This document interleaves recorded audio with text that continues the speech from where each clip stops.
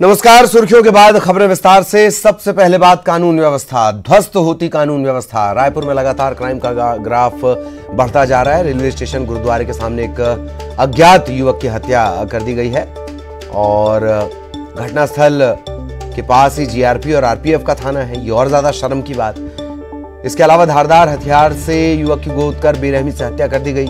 शिनाख्त भी काफी देर तक नहीं हो पाई। हत्या की वारदात रात तकरीबन 1 बजे के आसपास बताई जा रही है। सुबह तक सड़क पर ही लाश पड़े रही। सुबह मौके पर गंज थाना पुलिस पहुंची।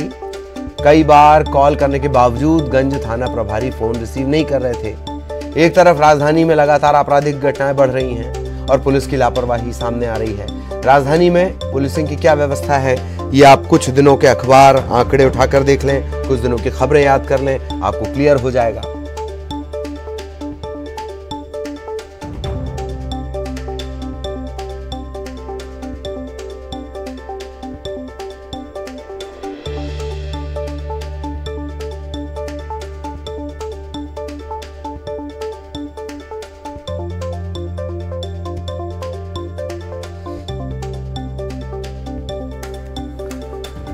तो युवक की शिनाख्त नहीं हो पाई है और उम्मीद है कि पुलिस की पड़ताल में कुछ सामने आए।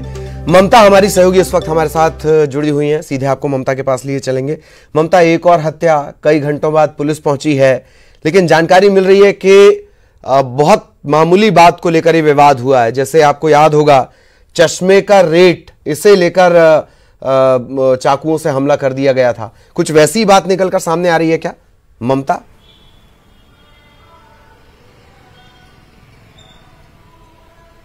देखिए, युवक की जो पहचान है वो शंकर महादेव नंद के रूप में हुई है और ये जो घटना हुई है इसमें इस बात को लेकर बात सामने आ रही है कि गमछे के, मामूली गमछे के स्वामित्व को लेकर ये लड़ाई हुई और उसके बाद में हत्या कर दी गई।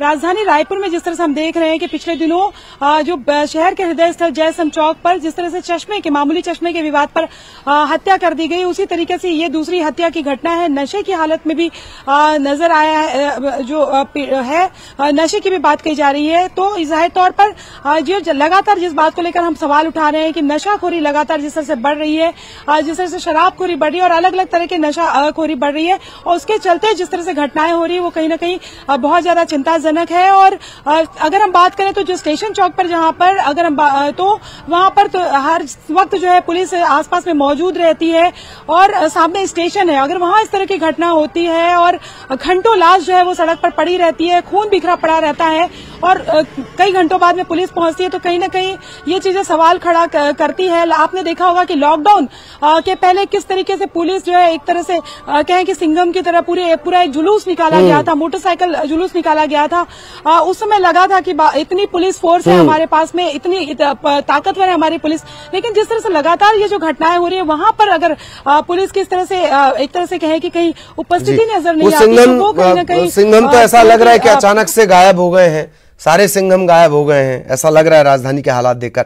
आज बीजेपी भी प्रदर्शन करने वाली है, पर क्या बीजेपी अपने आप को बहुत आसानी से पाक साफ बता सकती है, जबकि कानून व्यवस्था 1 महीना, 2 महीना, 15 दिन, 20 दिन या कुछ महीनों के अंतराल में नहीं बदलती? वो भी तब जबकि प्लान्ड मर्डर नहीं है ये कोई। चश्मे को लेकर विवाद हो गया, गमछे को लेकर किसी का मर्डर कर दिया गया। ममता,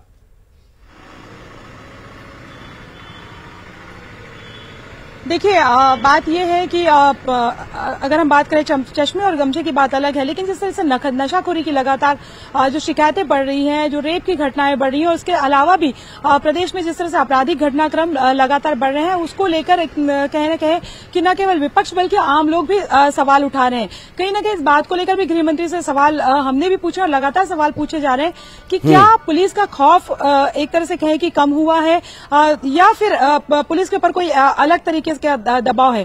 लेकिन अगर हम बात करें तो विपक्ष का कहना है कि 2 साल का हमने पर्याप्त समय दिया और 2 साल के बाद में कल जिस तरह से पूर्व मंत्री बृजमोहन अग्रवाल कह रहे थे कि अब हनीमून पीरियड जो है वो खत्म होने का समय आ गया है और इसके बाद में उनका कहना है कि अब जो है विपक्ष सड़कों पर नजर आएगा और लगातार वो जनता की आवाज उठाएंगे। लेकिन ये सवाल इस बात को लेकर भी है कि क्या इतनी सारी घटनाएं हो रही है और लगातार जब व्यवस्था बिगड़ रही थी, आप 2 साल तक का इंतजार करते रहे और तब आप शुरुआत तौर पर तब सड़क पर उतर रहे थे जब आपके लोगों के खिलाफ एसआईटी गठित होती थी, जब आपके लोगों के खिलाफ मामले दर्ज होते थे, तो कहीं न कहीं विपक्ष को भी अगर हम बात करें तो विपक्ष जो है वो जनता की आवाज होता है। लेकिन अगर वो इस तरह की उदासीनता उसने लंबे समय तक दिखाई तो ये जाहिर तौर पर विपक्ष दरअसल विपक्ष बन नहीं पा रहा था। एक दो बड़े बड़े नेताओं के दौरे हुए हैं, उसके बाद विपक्ष कुछ विपक्ष जैसा नजर आ रहा है। बहुत बहुत शुक्रिया, लेकिन आप हमारे साथ बने रहिएगा। कुछ और खबरों पर भी हम आगे आपसे बातचीत करेंगे। तो ममता ने जो बड़ा अपडेट दिया है इस मामले को लेकर, शंकर के नाम से इसकी शिनाख्त हुई है और गमछे का विवाद, मामूली गमछा जो होता है जिसे लटकाया जाता है, बड़े बड़े लोग आजकल गमछा पहन रहे हैं, उस गमछे के विवाद में यह हत्या की गई है। गमछे के विवाद में, अंदाजा लगाइए। खबर राजनांदगांव से, जहां 5 बंदरों को ग्रामीणों ने एयरगन से मरवा दिया। 8,000 रुपए दिए गए शिकारियों को और एयरगन का इस्तेमाल कर इन्हें मरवा दिया गया। दरअसल गांव में बंदरों के उत्पात से ग्रामीण परेशान थे और इसके बाद इन्होंने शिकारियों को 8,000 रुपए दिए और 5 बंदरों को मरवा दिया। मामला लालबाग थाना इलाके के रेंगा कठेरा का।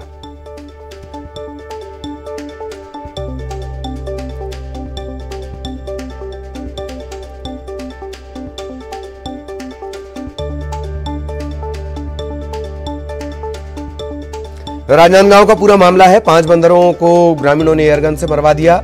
8,000 रुपए देकर शिकारियों से इन्हें मरवाया गया। गांव में बंदरों के उत्पात से लोग परेशान थे। मामला लालबाग थाने के रेंगा कठेरा का बताया जा रहा है।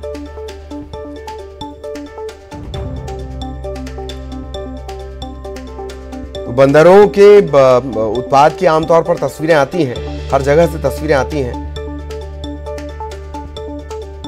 लेकिन इस तरीके से 8,000 रुपए देकर या पैसे देकर शिकारियों से मरवाने का ये मामला राजनांदगांव में सामने आया है। वो भी तब जबकि बंदर कई जगहों पर आस्था से भी जुड़े हुए होते हैं, अलग अलग स्वरूप में बंदर को देखा जाता है। ऐसी जगहों पर 5 बंदरों को एयरगन से मरवा देना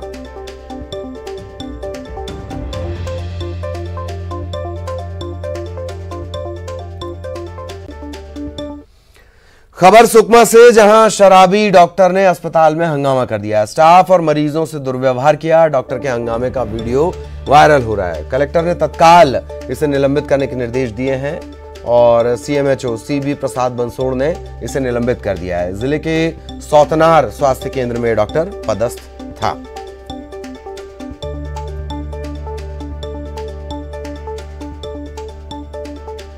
तो शराबी डॉक्टर जिसने जमकर हंगामा किया है, स्टाफ से दुर्व्यवहार किया, मरीजों से भी दुर्व्यवहार किया। बताया जा रहा है कि शराब के नशे में धुत था। अब इसका वीडियो भी लगातार वायरल हो रहा है। और बीजेपी आज धरना प्रदर्शन करने जा रही है। बीजेपी ने बढ़ते क्राइम को लेकर ये हल्ला बोल करने का ऐलान किया है। गृहमंत्री के निवास के घेराव का भी कार्यक्रम है। दोपहर 1 बजे बूढ़ा तालाब धरना स्थल में सभा होगी और इसके बाद प्रदर्शन के लिए जो बीजेपी के नेता हैं वो रवाना होंगे। तो कानून व्यवस्था किस तरह से ध्वस्त है, वो अभी हम अपनी सहयोगी ममता से जब बात कर रहे थे तब उन्होंने गिनवाया कि कानून व्यवस्था को लेकर किस तरीके की स्थितियां हैं। विपक्ष कह रहा है कि कानून व्यवस्था ध्वस्त है, आज वो सड़कों पर आ रहा है, इतने दिनों तक वो सोया रहा, ये भी एक बड़ा सवाल है। जबकि प्रचंड बहुमत की सरकार के खिलाफ विपक्ष सबसे ज्यादा मजबूत होता है आम आदमी की आवाज के लिए। ममता लगातार हमारे साथ बनी हुई हैं। ममता, ये प्रदर्शन किया जाएगा, गृहमंत्री के निवास का घेराव भी है, और क्या कुछ अपडेट है अब तक सोते दिखे विपक्ष का? ममता,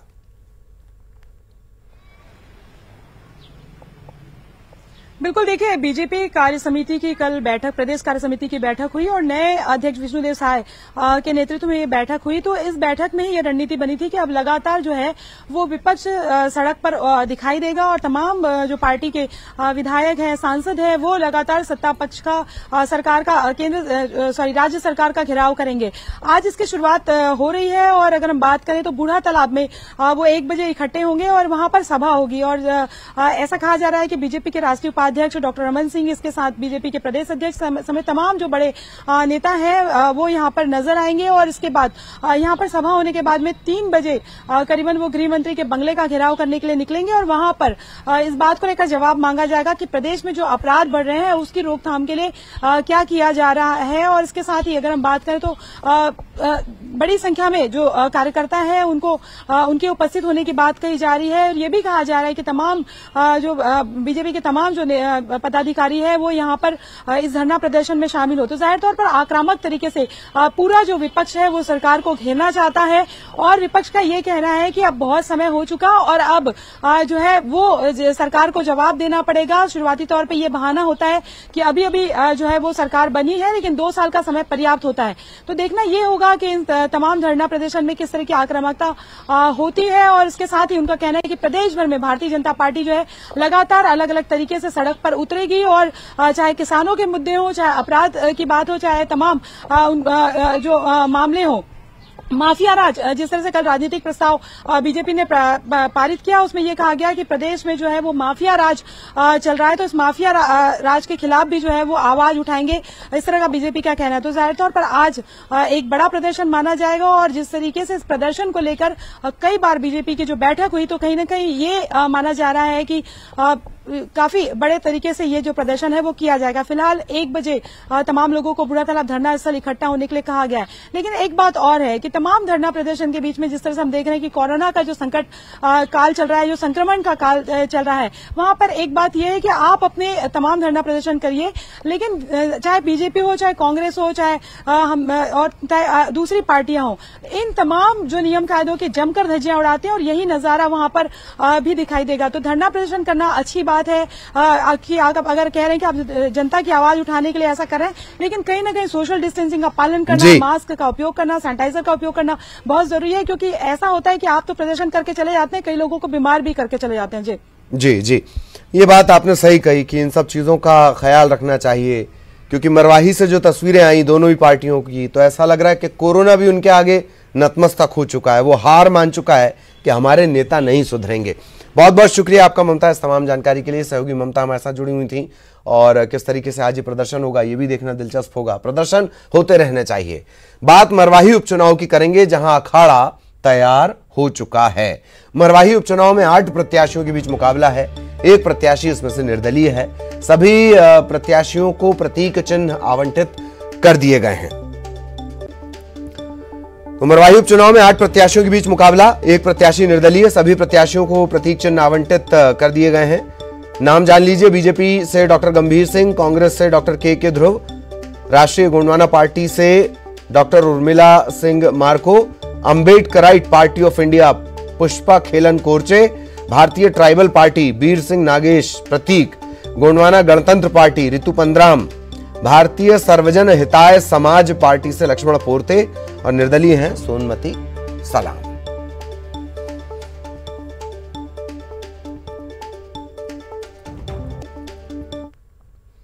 तो मरवाही उपचुनाव और लगातार दिलचस्प ये जंग होती जा रही है। 5 लोगों ने अपने नाम वापस ले लिए और नाम वापसी के बाद 8 प्रत्याशी अब मैदान में बचे हैं, जिनके हमने नाम बताए। इन्हें प्रतीक चिन्ह आवंटित हो गए हैं। निर्वाचन आयोग ने ये जानकारी भी साझा की है।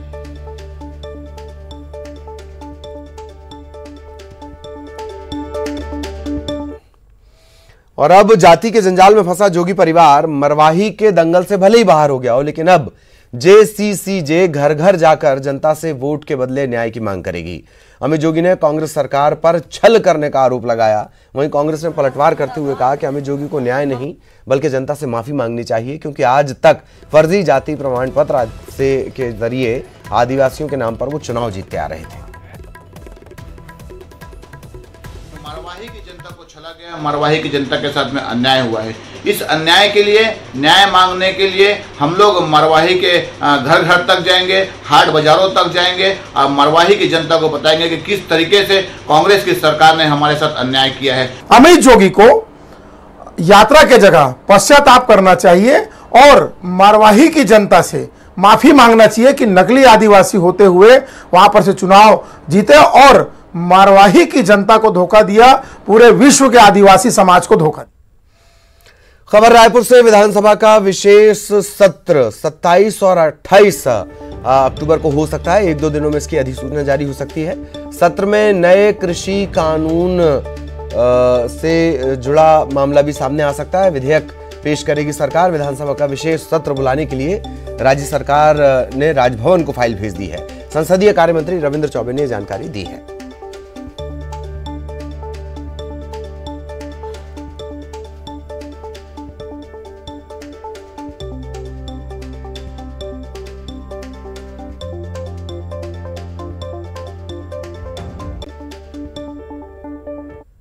छत्तीसगढ़ में हम अपना कानून बनाने जा रहे हैं।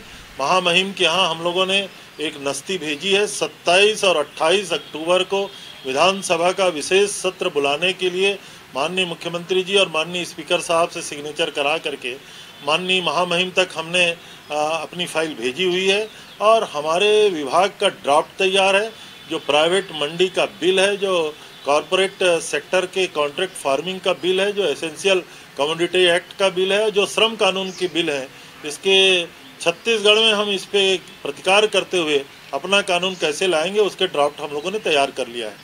अब क्या ला रहे हैं ये तो अभी है नहीं, जब लिखित में आएंगे तो बात करेंगे। लेकिन जो केंद्र के द्वारा लोकसभा में पारित हुआ, विधानसभा में पारित हुआ, संघीय ढांचा है, उसमें अधिकार है केंद्र सरकार को पारित करने का, किसान के हित में है। और मुझे लगता है कि वर्षों के बाद में किसान को एक नई आजादी मिली है कि अपने फसल का, उनके उत्पाद को स्वतंत्र होकर के विक्रय कर सके। आखिर इस सरकार के पेट में दर्द क्यों हो रहा है? कानून पूरे देश के लिए लागू होगा, उसको कोई अमान्य कर नहीं सकता। ब्रेक के बाद आपका स्वागत है और एक बार फिर अपडेट की बात करेंगे। रायपुर में गुरुद्वारे के पास जो हत्या की वारदात हुई थी उसमें बड़ा अपडेट। स्टेशन रोड पर हत्या की गुत्थी सुलझाने का दावा पुलिस ने किया है। मामूली बात पर नशे में युवक की हत्या कर दी गई। मृतक की शिनाख्त भी हो गई है। कोतवाली का बदमाश शंकर महानंद के रूप में हुई है। आरोपी महेश को साइबर सेल की टीम ने गिरफ्तार कर लिया है और चोरी और मारपीट के मामले में इससे पहले भी जेल जा चुका है। गंज थाना इलाके का ये पूरा मामला है।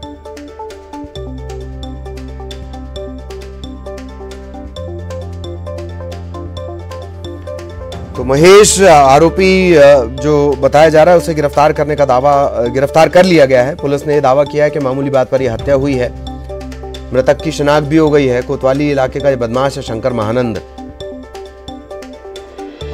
जिसका मर्डर हुआ है। मामूली विवाद बढ़ते बढ़ते ये गमछे का विवाद कोई बताया जा रहा है। गमछे का ये विवाद था, बढ़ते बढ़ते इस हद तक पहुंच गया कि एक युवक की हत्या कर दी गई। जिसकी हत्या की गई वो भी बदमाश है और आरोपी का भी आपराधिक प्रकरण थानों में है। चोरी मारपीट के मामलों में कई बार ये जेल जा चुका है। गंज थाना इलाके का ये पूरा मामला है।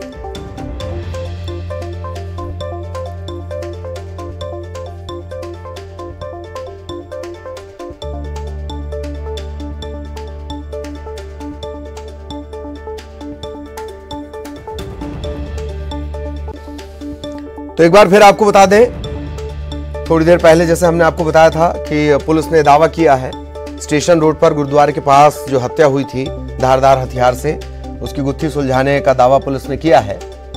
ममता हमारे साथ जुड़ी हुई है। ममता, कुछ और अपडेट?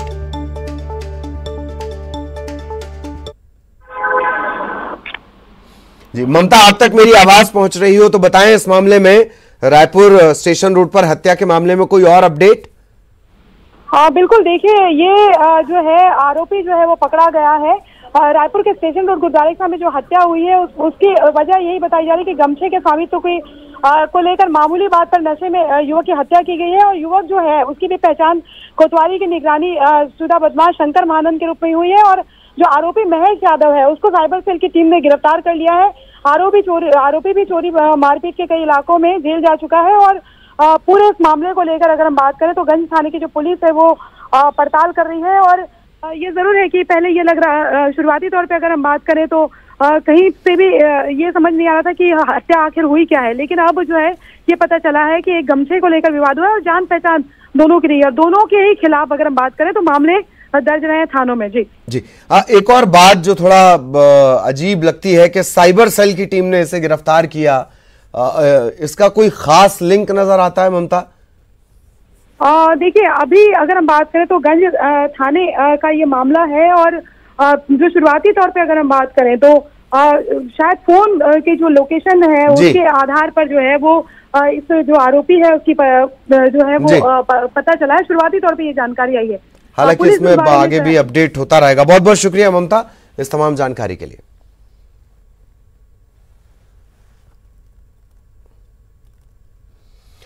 और छत्तीसगढ़ में कोरोना का कहर लगातार जारी है। प्रदेश में अगर पिछले 24 घंटों की बात कर ली जाए 2000 376 कोरोना संक्रमण के नए मामले सामने आए। 24 घंटे में 16 लोगों की जान भी गई है। 2439 मरीज स्वस्थ हुए। स्वस्थ होने के बाद इन्हें डिस्चार्ज कर दिया गया।